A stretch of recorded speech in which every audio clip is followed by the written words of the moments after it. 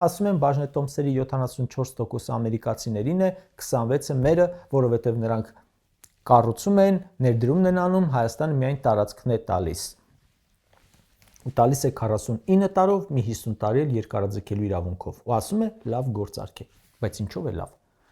Տալիս են անխոչնդոտ ճանապարհ Ադրբեջանին, ու անխոչնդոտը հենց նշանակում է, որ Հայաստանը չի վերահսկելու այդ ճանապարհին ազատ հասանելիություն էլ չունի։ Ինչպես որ 3 պաշտպանության նախարարն էր ասում, մենք հասանելիություն չունենք Սև լճի մեր դիրքերին, այնպես էլ թրիփի մասին ասելու է մի պատասխանատու նախարար, այդ նույն բանը, հասանելիություն չունենք։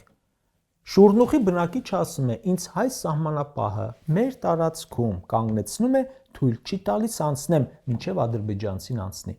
Նույն սահմանապահը վաղը կարող է այդ բնակչին չթողնել իր տուն մտնի։ Այդ նույն օրինակով նայեք թրիփ կոչվածը։ Ու բոլորովին կապ չունի, որ այդ փաստաթղթի մեջ 15 տեղ գրել են ինքնիշխանություն բառը, 9 տեղ էլ իրավազորություն բառը, դա պարզապես քարոզչական հնարք է։ Բայց այդ իրավազորությունը, ինքնիշխանությունը ինչպես է Հայաստանը իրացնելու։ Տարածքային ամբողջականությունը, եթե դա անխոչնդոտ ճանապարհ է։ Այդ ծրագրից օգտվելու են Թուրքիան, Ադրբեջանը, միանալու են նրանք ուղիղ, Ադրբեջանը անխոչնդոտ անցկացնելու է ինչ ուզի,